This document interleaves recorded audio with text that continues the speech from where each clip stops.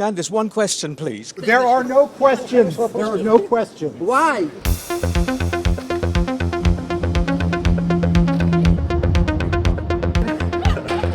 Russia's economy has proven resilience. Many Western analysts believe it's impossible. The economy, objectively, is under pressure. You're not going to meet the author of the letter. Пока не вижу смысла.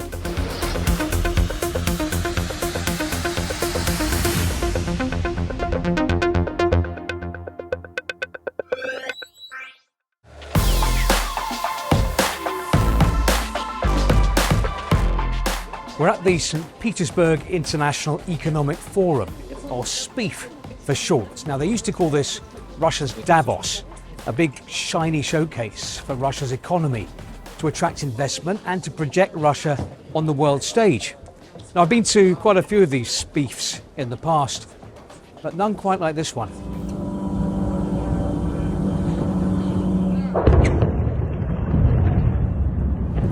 So just hours before the forum opened, the St Petersburg area came under Ukrainian drone attack, and we saw these dramatic images of a plume of thick black smoke rising into the sky. It was a reminder of the war in Ukraine, a war which is coming closer to home. Как говорит наш президент, враги, к сожалению, пытаются нанести какой-то ущерб. Я могу только словами нашего президента ответить. Вскоре эта ситуация должна разрешиться. Это просто попытки напомнить, что мы находимся в такой непростой ситуации в военное время. Мы верим, что это рано или поздно закончится, и дай бог, как можно быстрее. Владимир Владимирович. А почему вот вы решили одеть вот именно вот такую куртку? Вера и поддержка. Поэтому в таком проявлении тоже. Walking around here, there is a definite Alice through the looking glass feel to a lot of this, in the sense that it's a fairy tale picture of an economy that, in reality, has been hit by sanctions and hit by a war that is sucking resources. There's a labour shortage, in some areas there's a fuel shortage, investment's down. But the fact that the economy has survived, well, officials see that as a success story. Yes, interest rates are a bit too high. We believe they should be lower for more investments. But Russia's economy has proven resilience over the last 5 years. Somebody that many Western analysts believed is impossible. And many people forecasted collapse of Russian economy 5 years ago, 4 years ago, 3 years ago, 2 years ago. So Russian economy is resilient. So the organisers say that taking part here are delegations from more than 130 countries and territories. But I don't think we're going to find many Western businessmen, many Western CEOs, because in recent years they've tended to stay away from SPEEF, particularly after Russia's full-scale invasion of Ukraine.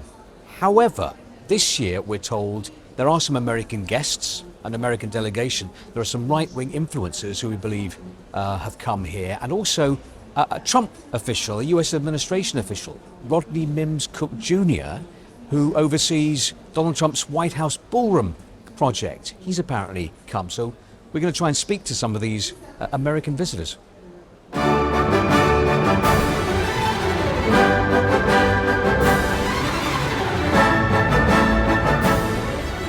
Candace, one question, please. Can I just ask you From your trip? Sure. Sorry, guys, we have another interview that I have to head to. Mr. Seagull, can I ask you? Hello there. Why is it important for you to be here? He is not going to answer any questions. What is Questions, Rodney, please go in. You're going through. No questions. Are you? Is this an official U.S. delegation? Through. There are no questions. There are no questions. Why? We are here. Well, that didn't work out very well.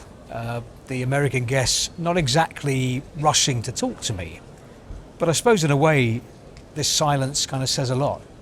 Because with the war in Ukraine ongoing, these kind of contacts with Russia are still pretty controversial. And even on a government level, US-Russia, this relationship hasn't moved forward as fast as perhaps Moscow would have wanted.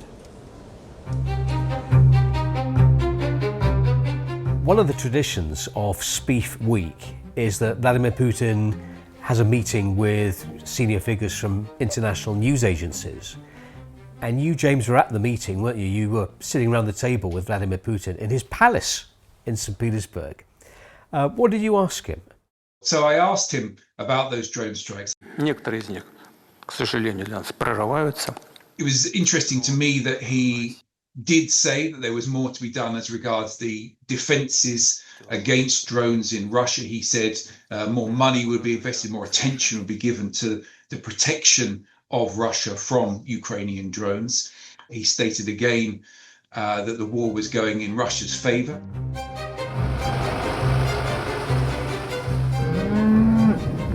Well, we've driven 40 kilometers from St Petersburg to a family farm because away from the business executives and the politicians at the Economic Forum, we want to find out what people here think about what's happening.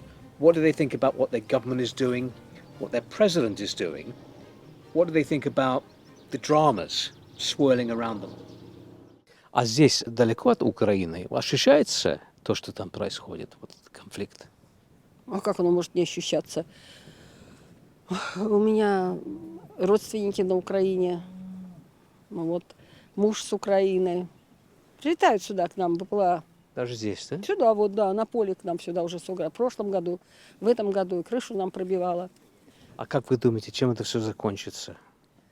Только нашей победой. И мы должны опять войти в Берлин, в Париж.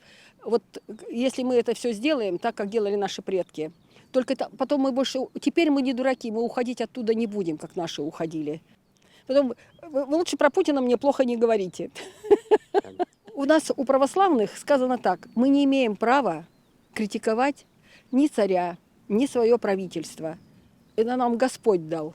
Тогда повезло царю тогда, если такое, да, отношение, такой подход, что нельзя критиковать. Мы критикуем.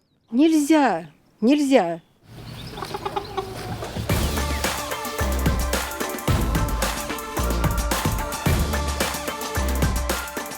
I think it's important to say that not all Russians have such extreme views as the ones we heard on the farm. But having said that, we've heard some very extreme views here at the Economic Forum. Доклад об угрозах.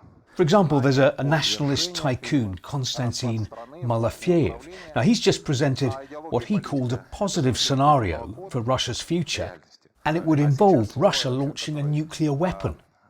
So, some extreme opinions here, and also, from some quarters, extreme criticism of us. Если вы обернетесь назад, за вами стоит Стив Розенберг, это корреспондент BBC.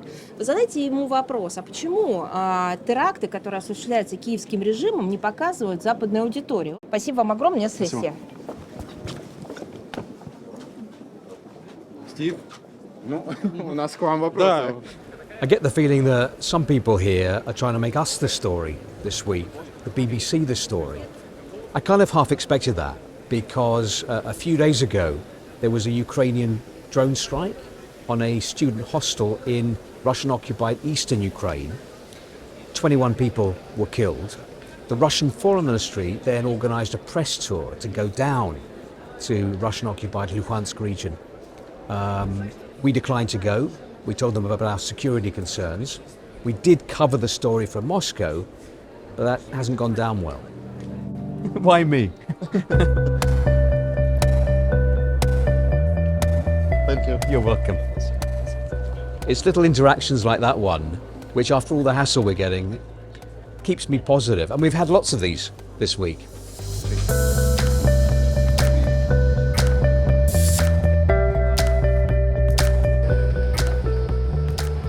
So this is an economic forum, but politics always seems to dominate, and it's the same this year. There's been an important development in the last couple of hours. Ukraine's President Zelensky. So Ukraine's President Vladimir Zelensky has published an open letter bragging, taunting Vladimir Putin over his age, over Russian setbacks in the war, but proposing that the two leaders meet in a neutral country to talk peace. So it's going to be interesting to see what the Kremlin leader says about that, what his reaction to that is when he makes his big keynote speech here. Оно действительно с элементами хамства. Это что? Это способ создания условий для личных встреч и переговоров, или это создание обстановки, при которой вообще на самом деле невозможно проводить никаких личных встреч. Я думаю, что это второе. И поэтому обращаться нужно не к авторам этого письма, не к любителям эпистолярного жанра, а к нашим бойцам на линии боевого соприкосновения. Работайте, братья. So I'll take that as a no. Пока не вижу смысла.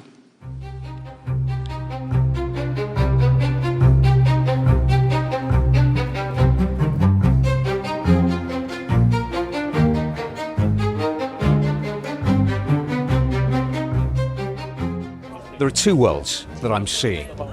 There is the world inside Spieth, which is big, shiny, confident, and making a statement about the economy, about politics. And then there is the world outside, where the economy, objectively, is under pressure. It's not collapsing, but it is experiencing problems. And where the war on Ukraine is now in its 5th year. And the distance between these two worlds gets bigger by the year.